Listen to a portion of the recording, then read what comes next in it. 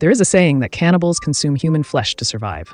But imagine if human flesh became so popular that even we began to eat it with a knife. This is somewhat similar to what occurs in a particular meat shop located in France. In the heart of the city, a simple meat shop attracts a crowd of hundreds of people. The shop owner offers a special type of meat, which is so incredibly delicious that people are willing to pay any price for it. As days went by, neither the crowd of people diminished nor did the popularity of that meat wane. The meat's flavor was unforgettable for anyone who tasted it. One day, a customer inquired of the shop owner, Wilson, about the origin of the meat being sold. Wilson, not wanting to reveal the truth, lied and said that it was an Iranian pickup meat. Upon hearing this response, the news spread rapidly and widely, like wildfire, in the streets surrounding the shop. As a result, people's curiosity grew even more. The crowd at Wilson's shop increased significantly, to the point where the roads began to experience traffic jams due to the sheer number of people. People struggling to keep their shops open till yesterday were now earning lakhs.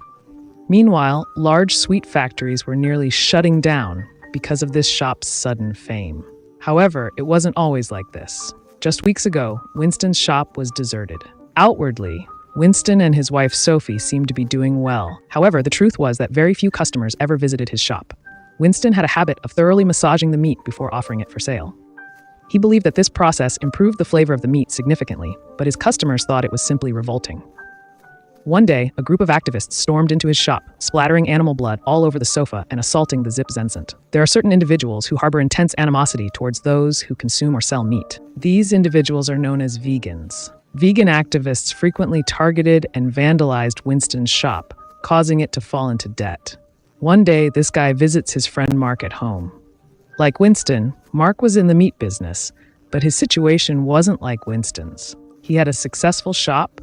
When his mother learns that Vincent's shop was attacked by vegan activists, she gives him a referral and advises him to keep it until he boosts security. This way, the activists will think twice before attacking again. Due to financial strain, tension between Sophie and Vincent was rising. Sophie even suggests divorce, but Vincent asks her to stay calm. Meanwhile, he notices a vegan, the activist who attacked his shop, is to blame.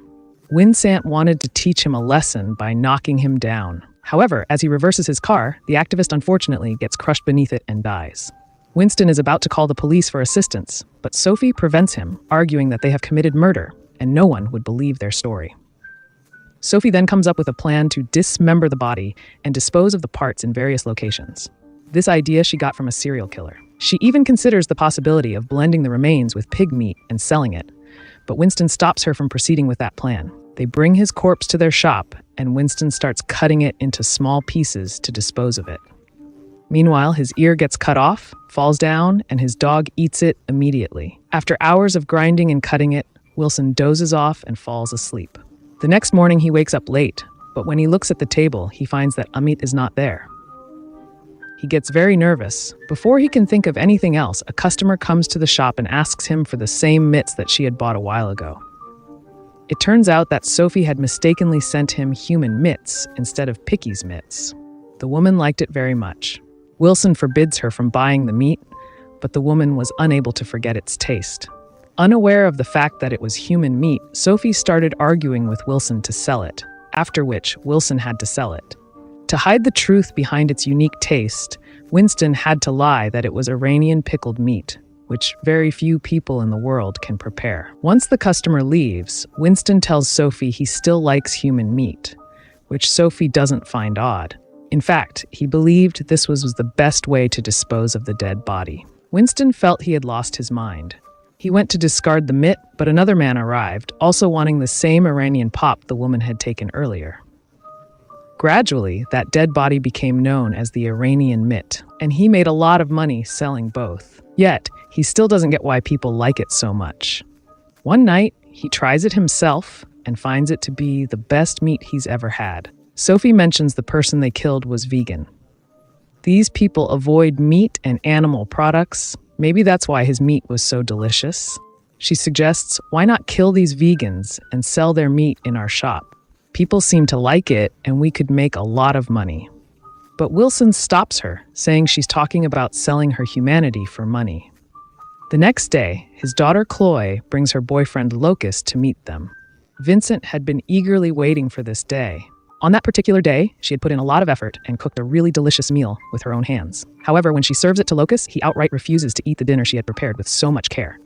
Wilson then notices that the others, who are also not very lively, follow Locus's lead. Observing her, everyone decides not to eat the meal, and both of them walk away from there. Witnessing this, Wilson's anger rises because that girl has managed to destroy his entire day's hard work in just a moment. He comes to the conclusion that Sophie was indeed correct.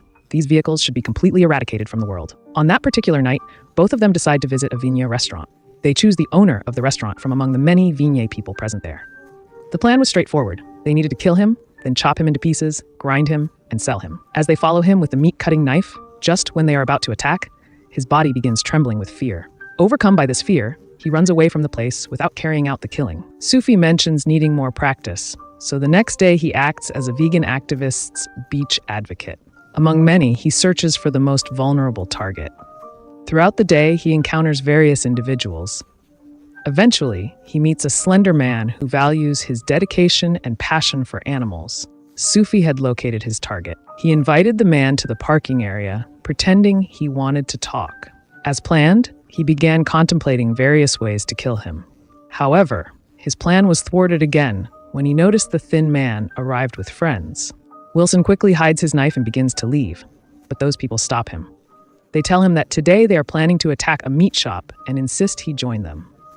Afraid of being caught, both Wilson and his companion reluctantly decide to go along with them. Soon, they realize that the shop targeted for vandalism belongs to their friend. Vincent was secretly running another business within his successful enterprise. To damage his business, they vandalize the shop and destroy everything inside. Doing this made his heart feel relaxed because he wasn't the only one who suffered a loss. As they were thinking about their plan, things were getting more complicated. Soon they both stop agreeing with each other and start arguing. Things go so far that Wilson leaves her. Finding Sophie alone, a boy tries to flirt with her. He talks to Sophie, and Sophie is quickly impressed by him. Everything was going well between the two when Sophie finds out that the boy is a vegan. He drops her at her home, and on the pretext of kissing her, kisses her on the sofa holder. However, when it bites us, it leads to bleeding. Sophie requests him to enter the house for first aid and informs Wilson that they have located their target. Winston's task now was to kill her, but his hands begin to shake once more, and he declines. Sophie warns that if he doesn't kill her, she will spend the night with her. Despite this, Winston still lacks the courage. He assumes it's just to incite him, but Sophie genuinely proceeds to become intimate with the girl. Witnessing this, Wilson's anger rises rapidly, and now there was absolutely no doubt about his courage. He leaps onto that boy and in a very brutal manner ends up killing that poor guy. The following day, Sophie receives a call from Stephanie, who was in tears, explaining to him the dire situation of her shop. Both of them decide to go immediately to her mother's shop. Windsor, all by himself, had caused such extensive damage to her shop that even if all the vegan activists had come together, they wouldn't have been able to do so much harm. They act as if they are completely unaware of anything that had happened. During that time, a policeman expressed a desire to have a private conversation with Vincent. Vincent felt extremely frightened at first, fearing the worst. However, it turned out to be quite different from what he had imagined. Realizing that the policeman was unaware of the actual situation, Vincent felt a wave of relief wash over him. On that particular day, he managed to sell those human masks to numerous customers.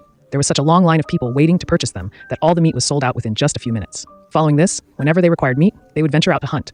This eventually led them to start killing dairy people, and thus their business took off. The economy was experiencing significant growth, and before long, numerous large meat factories found themselves nearing closure. In just a few weeks, Winston decided to raise the price of meat as well. However, the crowd of people continued to gather without any pause. Everything appeared to be perfectly normal. One day, Mark decided to taste that meat, and as expected, he too became quite fond of it. But then, while chewing, he felt something stuck in his teeth. Stepp, who had previously worked as a nurse, identified it as a pacemaker, a device used for heart patients. Winston recalled that one of their victims had suffered a heart attack while trying to escape, and they had neglected to check for his pacemaker. Stepley starts questioning him regarding the job. As these two friends are also rivals, their discussion soon escalates into an argument and quickly turns into a fight. In a sudden fit of anger, Winston bites the ear of the Marquis. That day, their pretentious friendship is shattered, but this action was going to be very costly for him in the long run. The following day, Winston attends a weekend festival. He had turned into a psychopath due to consuming human flesh. He would spend the entire day just thinking about the maid. That day, he saw a child and even considered killing and eating him. He controlled himself and felt disgusted. He was leaving the festival when he was shocked by the loco. He was surprised to see people running the butcher shop at the fake festival. Then, he tells Seth about the murder of fake people. The deaths of weaklings had become such a common occurrence in the city that Lucas started to think butcher shops were behind these deaths. Upon hearing this, Wilson begins to argue with Lucas, questioning, Do you really think we are responsible for all these crimes? There was a man sitting nearby, listening to their conversation. This was the same man who had been involved in a fight with Wilson at the butcher shop. He becomes extremely angry when he realizes that Winston had been pretending to be a butcher. On that very same night, while Winston was busy grinding meat, there was a knock on his door. Winston noticed that it was a policeman, and out of fear, he decided not to let him in. He tried to divert the policeman's attention. Then, suddenly, his eyes caught sight of his dock, which was approaching the door with a human hand in its mouth. Wilson quickly drove the dock away, and that night, he narrowly managed to avoid being caught. Later, Wilson informed Sufi that all the butchers in the city were on the police's list of suspects. Parshufi had no fear of getting caught because he had cut and sold everything. When there was no evidence, how could the police investigate? As they were having a conversation, Locust comes there, feeling quite embarrassed due to his inappropriate behavior at the festival. He expresses how stressed he is about the disappearance of his VIP friends. However, Sophie, who now feared no one, suggests to Locust that they make them their next target. At this moment, Winston realizes that Sophie is even more of a psychopath than he is. After that, he requests Locust to leave the place. The following day, he informs the customers who visited the shop without consulting Sophie that they have ceased selling Iranian power. Upon hearing this news, some of the customers became extremely upset, as they had been waiting in line for hours for their turn. As a result, the shop quickly became empty. Witnessing this, Sophie began to yell at Winston, questioning why he had made such a statement. Winston decided it was not appropriate to engage in a conversation with her and chose to exit the shop without providing her any explanation. After he left, those wagoned activities arrived at his shop. They sought revenge on Winston for his betrayal. They captured Sophie and beat her severely. These were actual thugs at the activists' beach. When Winston returns, he notices their fan present. He quickly enters the shop and discovers the goons are about to kill his wife.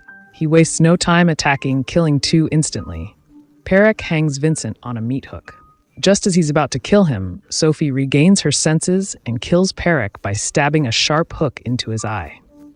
At the movie's end, we're shown that Sophie and Vincent were swiftly caught due to Marco Safei. They were the first to report Vincent's odd behavior to the police, which later proved to be a big evidence against them.